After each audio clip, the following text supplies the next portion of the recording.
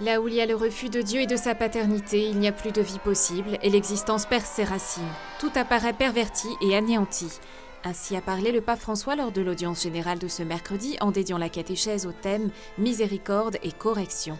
En partant du premier chapitre du livre d'Isaïe, centré sur le rapport entre les pères et les enfants et établissant un lien entre Dieu et son peuple, le souverain pontife a décrit le Seigneur comme un père déçu, ayant élevé des fils qui à présent se seraient rebellés contre lui.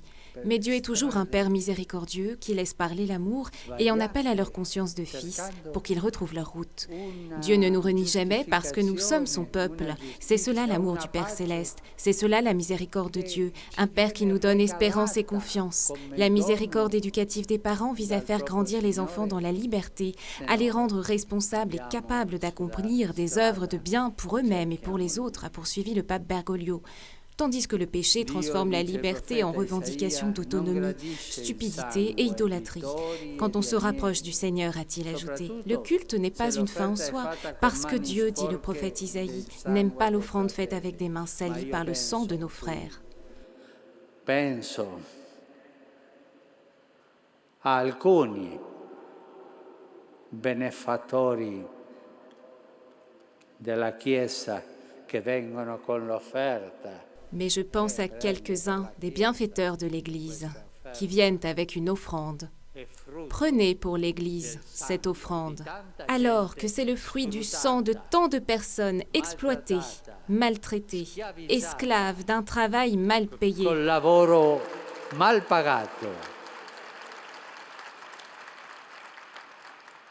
Io dirò a questa gente, per favore. Je dirai à ces gens, s'il te plaît, reprends ton chèque, brûle-le.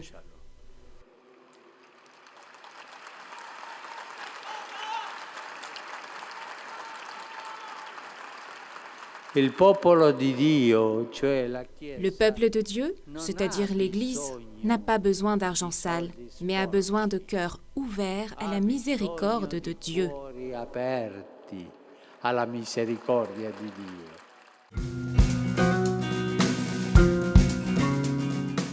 Le bien que l'homme fait n'est pas le résultat de calculs ou stratégies, et ce n'est pas non plus le résultat héréditaire ou des conditionnements sociaux, mais le fruit d'un cœur bien disposé, du libre choix qui tend au vrai bien.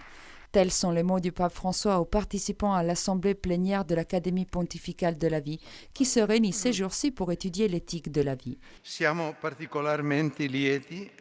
Les Saintes Écritures parlent souvent du cœur comme de l'organe de l'affection, de l'esprit et de la volonté. C'est à partir du cœur qu'on naissent les bonnes mais aussi les mauvaises décisions qui naissent lorsque les conseils de l'esprit sont refusés. Surtout à notre époque où certaines orientations culturelles ne reconnaissent plus l'empreinte de la sagesse divine de la nature humaine qui est ainsi réduite à de la banale matière. La vertu au contraire est l'expression la plus authentique du bien que l'homme sait réaliser. Ce n'est pas une simple habitude mais l'attitude constante de choisir le bien. Dans un monde où les technologies et les connaissances pour soutenir la vie ne manquent pas, c'est souvent l'humanité qui manque. C'est pour cela que le pape a invité les universités à considérer l'humain dans leur programme d'études, pour que les étudiants et les opérateurs sanitaires puissent se donner avec le cœur et l'esprit aux soins de la vie humaine.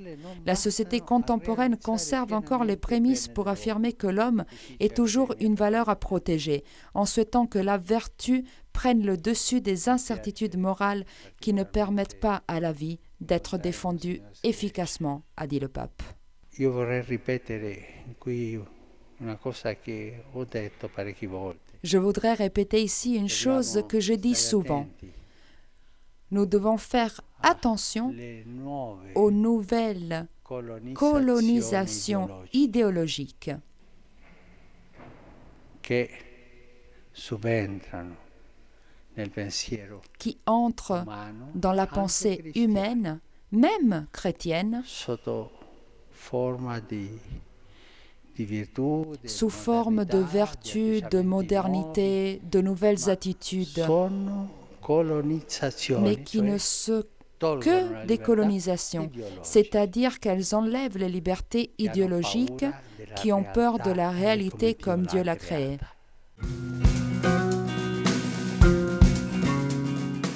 La possibilité du pardon est vraiment ouverte à tous et même plutôt grande ouverte, comme la plus grande des portes saintes, parce qu'elle coïncide avec le cœur même du Père qui aime et attend tous ses fils. C'est sur ces mots que le pape François a accueilli les participants au cours promu par la pénitencerie apostolique. En réaffirmant l'importance d'une préparation adéquate et mise à jour pour bien administrer le sacrement de la réconciliation, le souverain pontife a fait remarquer qu'un confesseur, lui-même pécheur, devait être un instrument de la miséricorde de Dieu, un canal de joie, de manière à ce que le fidèle, après avoir reçu le pardon, ne se sente pas oppressé par la culpabilité, mais puisse goûter à l'œuvre de Dieu qui l'a libéré. Chaque fidèle, a poursuivi le pape, doit pouvoir faire l'expérience de l'amour du Père, un amour qui ne déçoit jamais, et en expérimenter la miséricorde. Chaque absolution, a ajouté le pape Bergoglio, est d'une certaine manière un jubilé du cœur qui réjouit non seulement le fidèle et l'Église, mais surtout Dieu lui-même. E cosa faccio se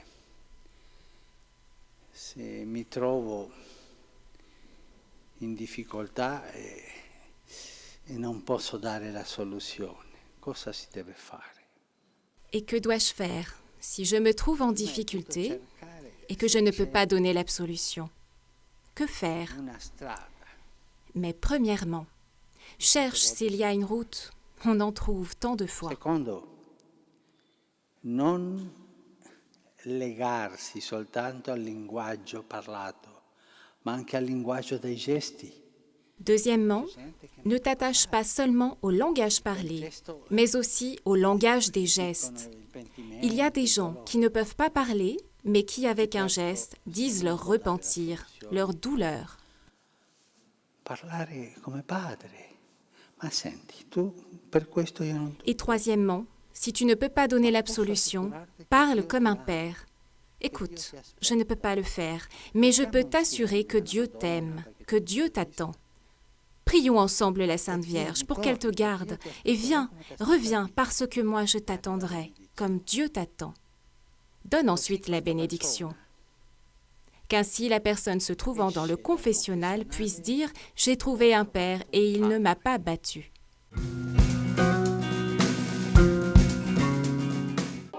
Le péché a cet effet, il nous appauvrit et nous isole. Il est une cécité de l'esprit qui empêche de voir l'essentiel, de fixer le regard sur l'amour qui donne la vie. Le pape François a présidé en ce vendredi une célébration pénitentielle, tradition qu'il a personnellement instaurée dans le cadre du carême. Il ne s'agissait pas là d'une messe, mais le pape a prononcé une homélie dans laquelle il s'est arrêté sur l'épisode de la guérison de Bartimée dans l'Évangile, pour inviter à sortir de l'aveuglement en se laissant guérir par la miséricorde du Seigneur. Combien de tentations ont la force de brouiller la vue du cœur et de le rendre myope?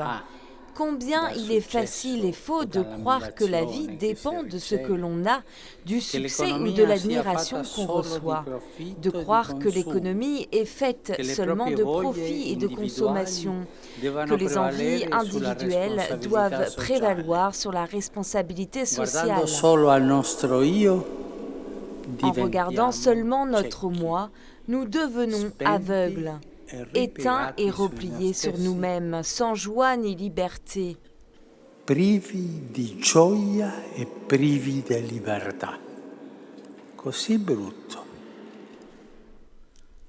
Comme Bartimée, a poursuivi le pape, jetons le manteau et bondissons, jetons ce qui nous empêche d'être envoyés sur le chemin à sa rencontre, sans peur de laisser ce qui nous donne de la sécurité et auquel nous sommes attachés. Ne restons pas assis, relevons-nous, retrouvons notre stature spirituelle. Debout la dignité de fils aimés qui se tiennent devant le Seigneur pour être regardés par lui dans les yeux, pardonné et recréé. Celui qui croit, voit et va de l'avant avec espérance sait que le Seigneur est présent, a conclu le pape. Il a ensuite invité la foule à avoir le cœur joyeux pour recevoir la douceur du Père. À cette occasion, le pape a administré le sacrement du pardon à chacun des jeunes, mais a tenu avant à se faire confesser.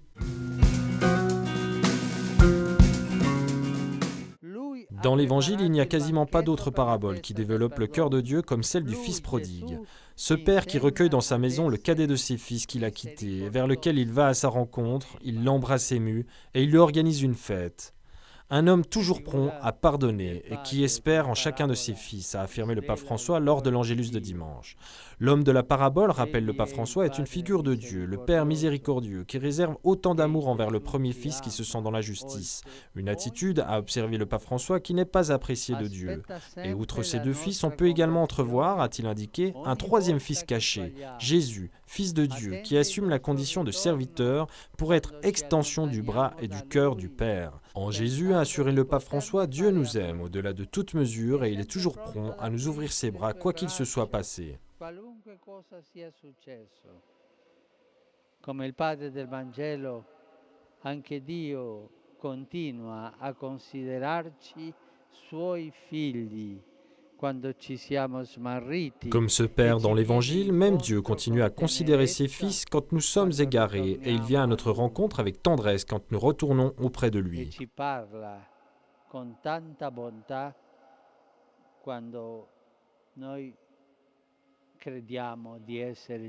Et il nous parle avec tant de bonté quand nous croyons être justes. Les erreurs que nous commettons, même grandes, n'érodent pas la fidélité de son amour. Dans le sacrement de la réconciliation, nous pouvons toujours de nouveau repartir. Et lui, il nous accueille. Il nous restitue la dignité d'être un de ses fils. Egli ci accoglie, ci restituisce la dignità dei figli suoi.